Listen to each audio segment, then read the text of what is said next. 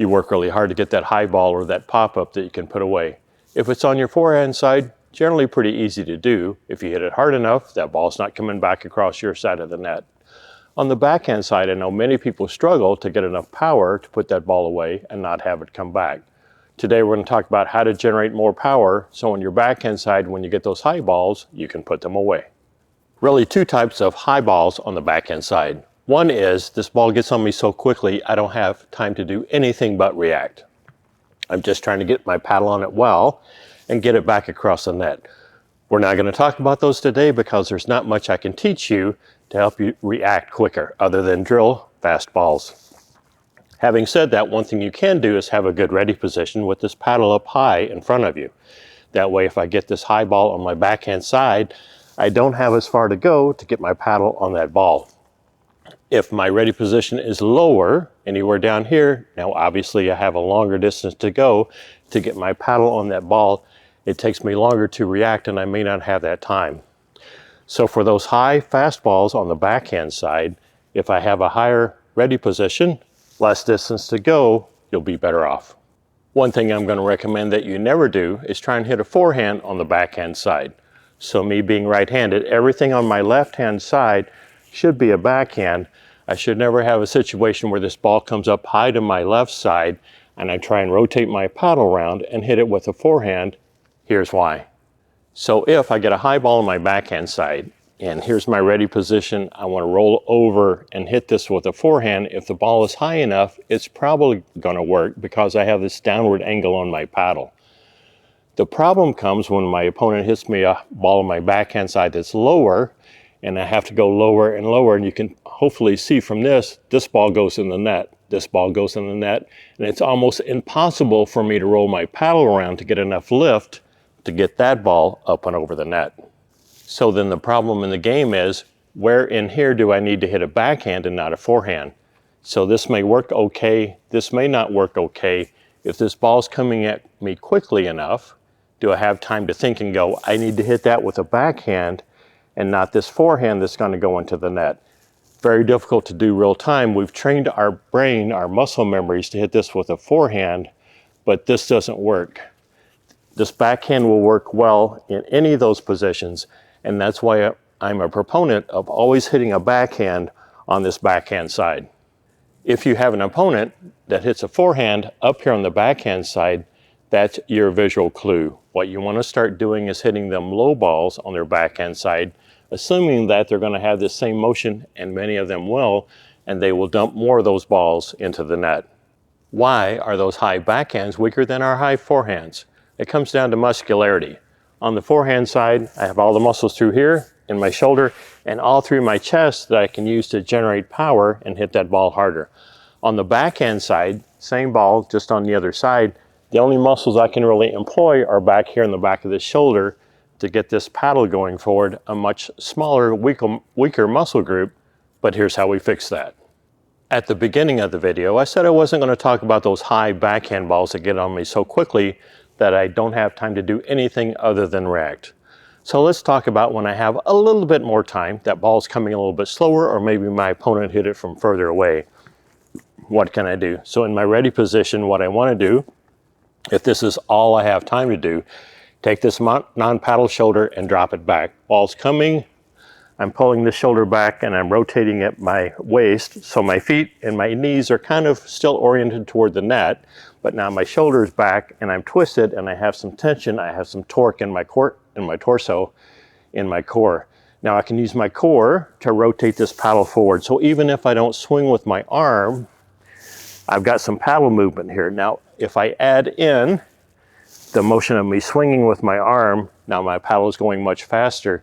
If I take my non-paddle hand, keep it on the back of this paddle and help push, I get even more power. So I have a little bit more time to react. I can't move my feet. What I can do is take this side of my body, my non-paddle shoulder, drop it back, get back here before the ball gets here, and then I'm using my core muscles, my shoulder, and my non-paddle hand to get this paddle going forward and get more pace on that ball, hopefully enough pace so that ball doesn't come back. What if I have even more time than that last example where I drop this non-paddle shoulder back? what would that look like? I'm going to take my foot, my non-paddle side foot, and drop it back as well. Now my whole body is back. I have even more room. I can push off of this foot in addition to rotating with my core and my shoulders, bringing my hip forward. And now I have more power to push into this ball, into this shot, put more pace on that ball going forward. I need a little bit more time. I can't do this with a ball that's coming too fast. I may simply only be able to drop the shoulder back. If I have a little bit more time than that, I can drop this foot back and swing into this ball and get more power on it, more pace on that ball, and that will help put more pressure on my opponents, and maybe they cannot get my shot back. Then the question is, how far back do I drop this non-paddle side of my body? It depends on where I want to hit this ball across the net. So I'm on the left-hand side of the court. If I want to go all the way cross court to that back corner, I would simply drop this back on a 45-degree angle, or maybe less, and then rotate into that ball. If I want to go center, I drop it back a little bit further than 45-degree angle. If I want to go straight or down the line, I drop this back so I'm completely sideways to this net. Same swing then, this ball naturally wants to go straight, whereas if I'm on this 45-degree angle, same swing, it wants to go cross court into that far corner. I've been talking about how to hit these while you were up on the kitchen line. The same principles apply when I'm further back. Say I was all the way back, I get a high slow ball from my opponent, I step in, and now I'm in no man's land, and I want to hit this ball out of the air for whatever reason, to hit the ball out of the air and get up to the net quicker. Same things apply. I have time to do that. I'm going to drop this non-paddle side of my body back, maybe on this 45 if I want to go cross court, or maybe all the way back if I want to go to the other corner, and fully swing into this using my core muscles and my shoulders and my hips to put more power into this ball. Same principles apply, and I get into games where they'll give me a high slow ball and I want to hit that and keep moving up to the net. Here's a good way to hit that ball out of the air. Finally, I've been on the left-hand side of the court. This is the easier side to hit these high backhands, primarily because I have half of the court over here when this ball goes across the net for my shot to still fall in bounds.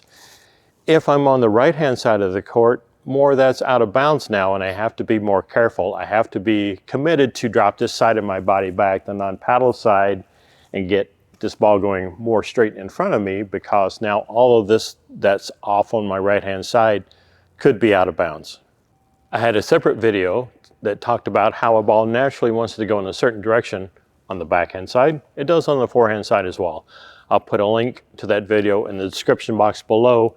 You can go watch that for added info on how to get the ball to go in the direction that you want it to go. And that is important to know if I'm on the left-hand side or on the right-hand side of the court. Finally, we need to drill all of these. Drill hitting these high backhands on this left-hand side of the court. Practice on the right-hand side where it's a little bit more difficult because I have more out of bounds off to my right. Practice back in no man's land, assuming that at some point you're going to get these high balls that you want to power forward back across that net. Practice all three of those. If you have a good partner that can feed you balls well, that's good. If you have a ball machine, that works well. Let's go hit some balls and see what this looks like. All right, on this first set, I'm going to assume I didn't have enough time to drop this non-paddle foot back. So I'm just going to have my feet square to the net, and I'm going to twist at the core, dropping this non-paddle shoulder back, and then twist back with my core to get some more forward motion going, using my non-paddle hand to help me get that paddle going as well. So if you don't have time to drop that foot back, this is still better than if I don't, then all I have is this shoulder motion to hit this ball.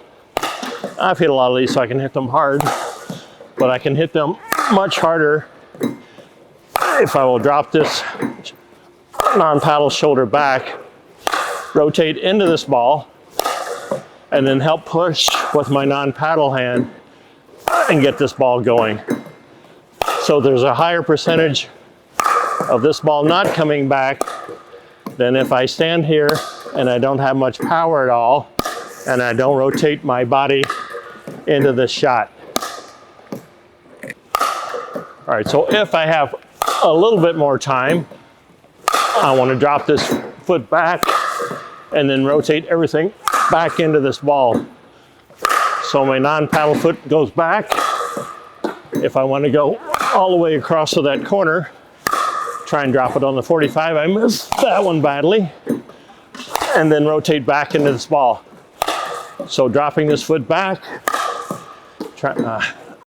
get my coordination here. Trying to rotate into this ball with my core and my shoulders, and using my non-paddle hand on the back of this ball to help me generate some speed. If I want to go straight, then I would drop this foot back even further, and now this ball wants to go straight across to this opponent across the net.